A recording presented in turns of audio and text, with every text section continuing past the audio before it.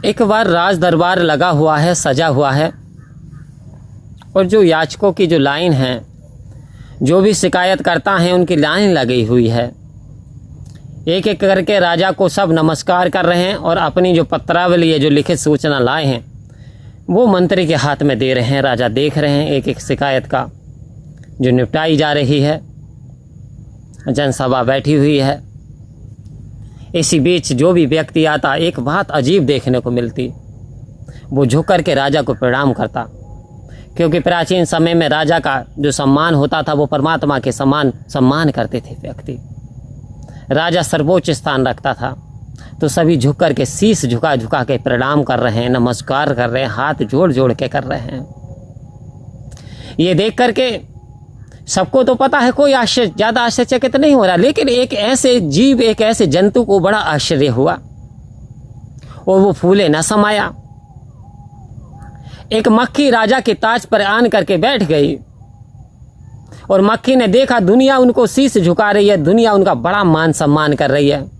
कह रहे हैं वारे वाह इंसान, आज इंसान को लगता है जागृति हो गई, आज तो मुझ जैसी मक्खी का भी सम्मान होना शुरू हो गया। अब वो सम्मान करते चले आ रहे। काफ़ी समय जब बीत गया, मक्खी एक स्थान से उड़ करके दूसरे स्थान पर बैठी, तो देखा क्या, राजा को नमस्कार तो वैसी ही हो रही थी जैसे पहले चल रही थी। अब मक्खी की समझ में बात ये नहीं आ पा रही कि जब मैं बैठी थी नमस्कार जब भी हो रही थी, मैं उड़ गई तब भी नमस्कार हो रही थी। आओ संत महात्माओं, नमस्कार होती किसे है, आखिर इस बात को भी जानना बहुत ज़रूरी है। संत महात्माओं, कभी कभी हम गफलत में हो जाते हैं। सामने वाला धन निंकार कर रहा तो हमारे ओहदे, हमारी पदवी को देख करके कर रहा है, या मैं क्यों धन निंकार करूं। तो आओ संत महात्माओं, राम राम कहलावे दोनों का फल आप ही पावे। धन निंकार जो व्यक्ति करते हैं वो इस शरीर को नहीं करते, इस परमात्मा को करते हैं। अर्थात ये उदाहरण इसलिए है संत महात्माओं कि ये जो परमपिता परमात्मा हमारे घट में विराजमान हैं, इसकी नमस्कार होती है।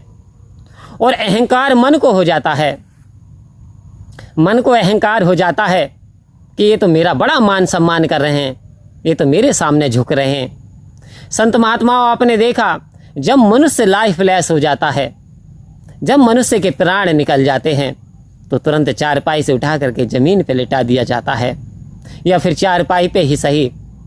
लेकिन फिर कुछ लोग चंद चरणों का स्पर्श कर लेते हैं, लेकिन फिर जीते जी जो राम राम हो रही थी, आओ बैठो पियो पानी, जो सम्मान हो रहा था, अब कोई कहने वाला नहीं कि भाई साहब रिश्तेदारी में चलना है, कि भाई साहब बारात में चलना है, कि भाई साहब जन्मदिन आ रहा। कोई नहीं कहता मुर्दे से, क्योंकि अब वो मुर्दा लाइफलेस हो गया।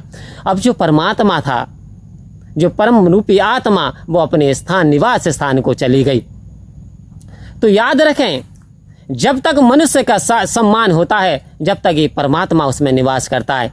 इंसान चेहरा देखता है, शीशा देखता है, तेल डालता है, बार बार बालों को संभालता है। जवानी में अक्सर ऐसा लोग करते हैं। आओ संत महात्माओं, तो कब तक करते हैं, जब तक ये रूहानियत पावर इसके अंदर है। फिर आखिर कहाँ चली जाती है। तो कहना, आओ संत महात्माओं, कहने ही क्या, ये सत्कार है तो परमात्मा की कृपा से है, क्योंकि जब तक ये हमारे घट में विराजमान है, दुनिया हमारा सम्मान करती है। इस बात को ना भूलें। जब मैं था तब हरि नहीं, अब हरि है मैं नहीं, सब अंधियारा मिट गया जब दीपक देखा माही। कबीरदास जी ने एक चीज़ बड़ी बेहतरीन स्पष्ट कर दी। ये लोगों, जब मेरे अंदर अहंकार था तब मुझे निरंकार की प्राप्ति नहीं हुई। जब मेरे अंदर हरि था ही नहीं, यानी परमात्मा था ही नहीं। जब मैं था तब हरि नहीं, अब हरि है मैं नहीं। कह रहे जब मैं नहीं हूँ तो अब हरि हरि है, जिधर देखता हूँ उधर तू ही तू है, और हर से में जलवा तेरा हूबहू है। हे परमपिता परमात्मा, हे मेरे सतगुरु, आपकी कृपा से अब मैं जिधर देखता हूँ उधर आपका चेहरा नजर आता है, हर कण में, हर जर्रे में, हर प्राणी में, हर वस्तु में।